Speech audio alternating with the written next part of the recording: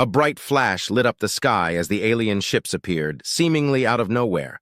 People around the world stared in awe and terror as the massive fleet took position in Earth's orbit. Panic spread like wildfire. Governments scrambled, and within hours a decision was made. The world's nuclear powers launched their missiles. But what followed was even more terrifying. The missiles never reached their targets. Instead, they were intercepted by a shimmering force field that enveloped each alien ship. Moments later, a voice boomed from every device on Earth, speaking in a perfectly clear yet mocking tone. "Is that all you've got, Earthlings? How quaint!" The message was clear. Our most powerful weapons were useless. The aliens had made their first move, and it was a crushing blow to humanity's pride. In the days that followed, the world seemed to stand still. News channels replayed the failed missile launches, pundits debated the aliens' intentions, and conspiracy theories ran rampant. But amid the chaos, a group of the world's best minds was quietly gathered in a secret underground bunker. Dr. Emily Carter, a physicist known for her groundbreaking work in quantum mechanics, stood at the helm of the operation. Beside her was General Marcus Hayes, a decorated military strategist with a reputation for unconventional thinking. They had been tasked with finding a way to defend Earth, no matter the cost. "All right, everyone," Dr. Carter began, addressing the room filled with scientists, engineers, and military experts. "We need to understand their technology. If they can neutralize our nukes, they have a shield system that's far beyond our current capabilities." General Hayes nodded. "Our priority is to find a weakness. Every system has one. We just need to look at this from a different angle." Days turned into weeks as the team worked around the clock. They studied the alien broadcasts, analyzed the data from the failed attacks, and began to piece together the puzzle. It was Dr. Carter who finally had a breakthrough. "Look at this," she said, pointing to a series of waveforms on her screen. "Their shields operate on a specific frequency. If we can disrupt it, even for a moment, we might be able to get through." The room buzzed with excitement as the implications sank in. The next step was clear. They needed to develop a weapon that could exploit this vulnerability. General Hayes took charge of the military side of the operation. "We'll need to retrofit our fighter jets with this new tech," he said, outlining a plan. "Speed and agility will be key. We can't match their firepower, but we can outmaneuver them." The team got to work, blending human ingenuity with the fragments of alien tech they had managed to understand. It was a race against time, but the spirit of cooperation and determination fueled their efforts. As the weeks passed, the first prototypes were ready. Sleek, agile jets equipped with the new technology took to the skies in test flights. The results were promising, but there was no room for error. The fate of the planet hung in the balance. Finally, the day came. With the world watching, the jets lifted off, carrying the hopes of humanity with them. The first mission was simple: get close enough to an alien ship to test the disruptor. The tension was palpable as the jets approached the alien fleet. The disruptors activated, sending a focused pulse towards the nearest ship. For a moment, the shimmering force field flickered. It was working. Humanity's counterattack had begun. In the secret underground bunker, the success of the initial disruptor test sent a wave of hope through the team. Dr. Emily Carter and General Marcus Hayes quickly organized a debrief, gathering the pilots and key personnel to analyze the results. "That was a good start," Dr. Carter said, her eyes gleaming with determination. "But we need to refine the disruptor. The flicker lasted only a second. We need a sustained breach if we're going to launch a full-scale attack." General Hayes nodded. "Agreed, and we'll need to coordinate our efforts globally. We can't do this piecemeal." The team worked tirelessly, tweaking the disruptor technology and running simulations. They also established communication with military leaders around the world, sharing their findings and coordinating a unified response. The plan was to hit the alien fleet simultaneously from multiple angles, overwhelming their defenses. One night, as Dr. Carter reviewed the latest data, she was joined by Captain Sarah Mitchell, one of the lead pilots. "Dr. Carter," Sarah began, "I've been thinking about the disruptor. What if we paired it with a decoy system? We could confuse their sensors, make it harder for them to focus on the disruptor signal." Emily looked up, intrigued. "That could work. If we can split their attention even for a moment, it might give us the window we need. With renewed vigor, the team incorporated Sarah's idea into the design. The next series of tests showed marked improvement. The disruptor now maintained a breach for several seconds, long enough to potentially launch an offensive strike. General Hayes called a final strategy meeting. "We go tomorrow," he announced. "Our best chance is a dawn attack. We'll have the element of surprise and the sun at our backs." The room buzzed with a mix of anxiety and excitement. This was it, the moment they'd been working toward. The night before the mission, the pilots and key personnel gathered for a final briefing. "Remember," General Hayes said, "we're not just fighting for ourselves. We're fighting for everyone on this planet. Stick to the plan, watch each other's backs, and we'll come out of this on top." Dr. Carter added, "And trust your instincts. We've prepared as best we can, but out there things will happen fast. Adapt and improvise as needed." The dawn broke with a clear sky and the modified jets lined up on the runway, engines humming. Captain Sarah Mitchell led the squadron, her heart pounding with a mix of fear and determination. "All right, team," she said over the comms, "let's show them what we're made of." As they soared into the sky, the sun rising behind them, the world watched with bated breath. The jets climbed higher, cutting through the atmosphere and heading straight for the alien fleet. As they approached, the disruptors were activated, and decoys were deployed, creating a chaotic sensor landscape for the aliens. The first wave of disruptor pulses hit the alien ships, and this time, the force fields didn't just flicker, they collapsed in sections. Jets darted in, launching targeted strikes at the exposed parts of the ships. Explosions erupted in space as human firepower found its mark. But the aliens were quick to respond, their ships firing back with deadly precision. The sky lit up with the exchange of fire, jets weaving and dodging in a desperate dance of survival. Captain Mitchell's voice crackled over the comms. "Keep moving! Don't give them a clear shot!" The battle raged on, intense and unforgiving. Jets were hit, pilots forced to eject, but the disruptors continued to breach the alien defenses. Humanity was giving as good as it got, the balance slowly tipping in their favor. In the bunker, Dr. Carter and General Hayes monitored the battle, their faces set in grim determination. This was the moment of truth, the culmination of all their efforts.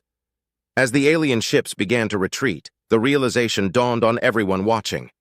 Humanity had a fighting chance. The alien ships, now visibly damaged and struggling to maintain their formation, began to retreat. The sight of the invincible fleet pulling back ignited a surge of hope across Earth, but the battle was far from over. Captain Sarah Mitchell rallied her squadron, urging them to press the advantage. "Don't let up! We have them on the run! Let's finish this!" The jets surged forward, capitalizing on the aliens' disarray. The disruptors continued to punch holes in the enemy's defenses, allowing the human fighters to launch precise attacks on key targets. Explosions blossomed in the cold vacuum of space as more alien ships succumbed to the relentless assault. In the underground bunker, Dr. Carter and General Hayes were in constant communication with the pilots, coordinating movements and analyzing alien responses. The alien fleet, though technologically superior, was not prepared for the ferocity and ingenuity of the human counterattack. "Emily, look at this." General Hayes pointed at a screen showing patterns of the alien ship's movements. "They're regrouping around that larger vessel. It must be their command ship. If we take it out, the rest might fall apart." Dr. Carter nodded. "Agreed. We need to focus our efforts on that ship." General Hayes relayed the new orders to the squadron leaders. "All units, prioritize the command ship. We need to cut off the head." Captain Mitchell acknowledged, her voice steady despite the chaos. "Understood. All units form up on me. We're going for the big one." The jets converged on the command ship, their disruptors firing in unison. The combined pulses created a massive breach in the ship's defenses, exposing its vulnerable core. Human pilots, driven by the stakes and their dwindling fuel, launched a coordinated barrage of missiles. The command ship shuddered under the impact, internal explosions rippling through its structure. The alien fleet's movements became erratic, their coordination faltering as the command ship's systems went offline. "We've got it on the ropes! Keep hitting it!" Captain Mitchell urged. With one final, massive explosion, the command ship disintegrated, sending debris scattering through space. The remaining alien ships, now leaderless and disorganized, began to scatter. The battle was turning decisively in humanity's favor. In the bunker, cheers erupted as the live feed showed the destruction of the command ship. Dr. Carter allowed herself a rare smile of relief. "We did it, Marcus. They're breaking." General Hayes, ever cautious, replied, "It's not over yet. We need to secure our victory." On the battlefield, the human pilots pursued the fleeing alien ships, picking them off one by one. Captain Mitchell's voice came through the comms, filled with a mix of triumph and exhaustion. "They're retreating! We've got them on the run!" But even as the aliens fled, a few pockets of resistance remained, determined to inflict as much damage as possible before being overwhelmed. The human pilots, though weary, pressed on, dismantling the remaining threats with grim determination. Hours later, the last of the alien ships was either destroyed or in full retreat, leaving Earth's orbit free from the immediate threat. The skies were clear, and the battle was won. Back in the bunker, Dr. Carter and General Hayes took a moment to process the magnitude of what had just happened. The world had faced a seemingly invincible enemy and emerged victorious, thanks to the combined efforts of humanity's brightest minds and bravest souls. "We did it," Dr. Carter said softly, her voice tinged with exhaustion and relief.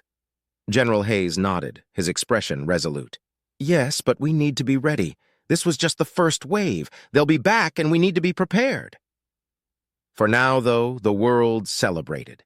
Humanity had proven its resilience and resourcefulness, turning the tide against an advanced alien foe. The message was clear. Earth would not be conquered easily. The celebrations on Earth were nothing short of euphoric. People poured into the streets, cheering and hugging strangers, united in a shared sense of triumph. For the first time in weeks, there was hope. The alien threat had been pushed back, and humanity had shown that it could fight and win. In the secret bunker, the atmosphere was one of cautious optimism. Dr. Carter and General Hayes, along with their team, knew that this victory was just the beginning.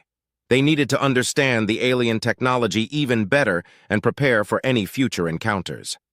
General Hayes addressed the team. "Great work, everyone. We've won this battle, but the war might not be over. We need to stay vigilant and continue improving our defenses." Dr. Carter added, "We have a lot of data from this battle that we need to analyze. The more we understand about their technology and tactics, the better prepared we'll be for any future attacks." As the team got back to work, Captain Sarah Mitchell and her fellow pilots returned to base, greeted as heroes. They were exhausted, but the sense of accomplishment was overwhelming. Sarah was met by a crowd of cheering colleagues and grateful civilians. "Captain Mitchell, you were incredible up there," one of her fellow pilots said, clapping her on the back. Sarah smiled, though her eyes betrayed her fatigue. "It was a team effort. We all did our part." Meanwhile, global leaders convened to discuss the implications of the battle and the steps forward. There was a unanimous agreement. Earth's nations needed to continue working together, sharing resources and intelligence to build a unified defense force. The next few weeks were a whirlwind of activity. Scientists worked around the clock to reverse engineer captured alien technology, hoping to unlock its secrets. Engineers upgraded Earth's defenses, incorporating new innovations derived from the battle data. Military forces across the globe trained together, practicing coordinated maneuvers and strategies. Amidst this preparation, a mysterious transmission was intercepted. It was a message from the retreating alien fleet. The tone was no longer mocking but carried a grudging respect. "Earthlings, you have proven to be a formidable opponent. This is not over. We will return and we will be stronger. Prepare yourselves." The message was a stark reminder that the aliens had not been defeated, only repelled. The world took the warning seriously, redoubling its efforts to fortify the planet against future attacks. Dr. Carter, General Hayes, and their team remained at the forefront of these efforts. They knew that the next time the aliens returned, it would be an even more formidable challenge. But they also knew that humanity was ready. One evening, as the sun set over the bunker, Dr. Carter and General Hayes took a rare moment to reflect. They stood on a balcony, overlooking the bustling activity below. "We've come a long way," Dr. Carter said quietly, "but there's still so much to do." General Hayes nodded. Yes, but we've proven something important. We're stronger together. As long as we keep working as one, we have a fighting chance. Dr. Carter smiled, feeling a renewed sense of purpose. Agreed. Let's make sure we're ready for whatever comes next. As the days turned into weeks, the world moved forward with a sense of unity and determination. The victory had not only bought time, but had also forged a stronger, more resilient humanity. The alien threat had awakened something powerful within the human spirit, a resolve to defend their home, no matter the odds. And so, Earth stood watchful and prepared, ready to face the stars and whatever challenges they might bring. The message to the cosmos was clear. Humanity was not to be underestimated. The next time the aliens came, they would find a world united and ready to fight back with everything it had.